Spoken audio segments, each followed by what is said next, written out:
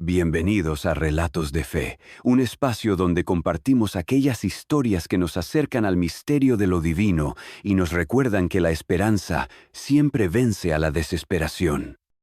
Hoy les contaré un acontecimiento que marcó para siempre la historia espiritual de México y del mundo. El primer milagro de la Virgen de Guadalupe, la curación de Juan Bernardino, y cómo ese hecho se enlazó con la señal de las rosas, dando origen al templo del Tepeyac y a una devoción que aún hoy mueve millones de corazones. Era diciembre de 1531. Apenas habían pasado 10 años desde la caída de México Tenochtitlan y los pueblos indígenas sufrían bajo el peso de la conquista. La pobreza se extendía. Las epidemias arrasaban comunidades y la esperanza parecía apagada. En ese ambiente de dolor vivía un hombre sencillo, humilde y recién convertido al cristianismo, Juan Diego Cuautla-Toatzin. Cada semana caminaba largas distancias desde Cuautitlán hasta Tlatelolco para recibir instrucción en la nueva fe.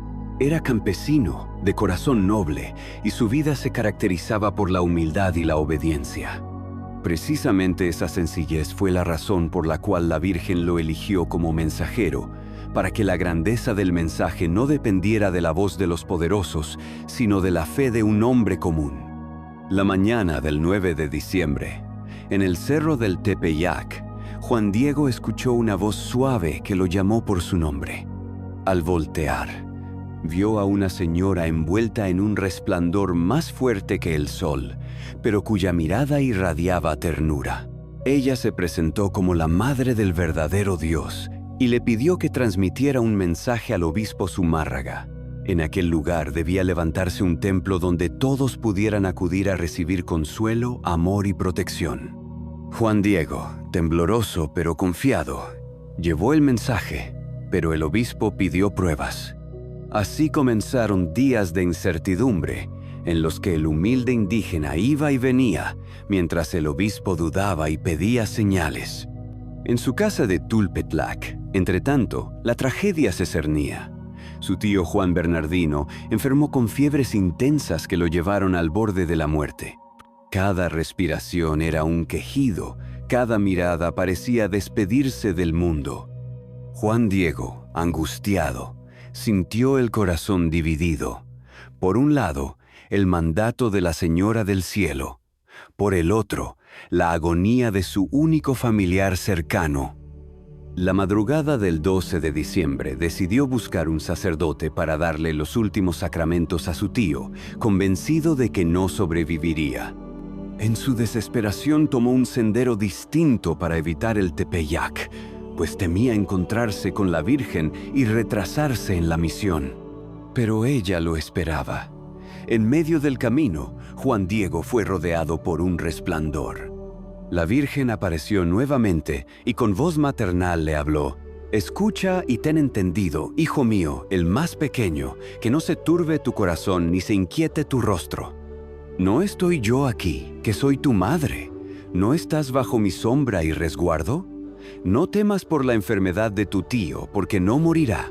En este momento ya ha sanado». Sus palabras, suaves pero firmes, atravesaron el alma de Juan Diego y lo llenaron de una paz que no conocía desde días atrás. Y mientras la Virgen hablaba en el camino, en Tulpetlac, al mismo tiempo, su tío Juan Bernardino vivía lo imposible. Postrado sobre un petate, con la fiebre consumiéndolo, sintió que la sombra de la muerte lo rodeaba. Entonces, una presencia luminosa entró en la humilde choza, lo miró con ternura y lo levantó con suavidad. La Virgen misma lo tocó y la enfermedad desapareció de inmediato. El anciano, que parecía destinado a la tumba, se incorporó con fuerzas renovadas. Entre lágrimas proclamó haber sido visitado por la Señora Celestial, quien además le reveló su nombre: Santa María de Guadalupe.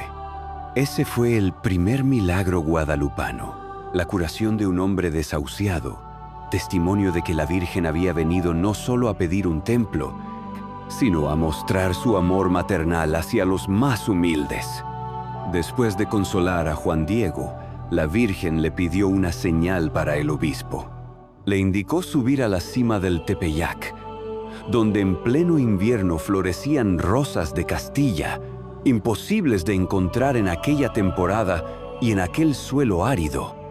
Juan Diego cortó las flores frescas y fragantes y las guardó en su tilma de maguey. Con ellas descendió hasta el obispo Zumárraga para entregarle la prueba. Cuando desplegó el manto, las rosas cayeron al suelo, y en ese mismo instante quedó impresa en la tilma la imagen de la Virgen de Guadalupe, tal como se había aparecido en el cerro. El obispo y quienes lo acompañaban quedaron sobrecogidos.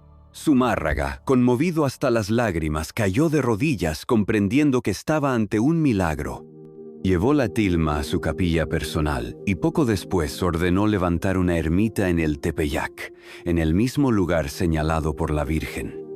Ese fue el inicio del culto guadalupano. El primer templo fue humilde, pero pronto se convirtió en centro de peregrinación y con el paso del tiempo en la actual Basílica de Guadalupe, uno de los santuarios marianos más visitados del mundo.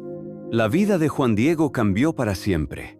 Tras el milagro, dedicó sus últimos años a servir en la ermita, cuidando la tilma y recibiendo a los peregrinos que acudían a venerar a la Virgen. Nunca buscó honores ni riquezas, solo fue fiel al encargo que recibió.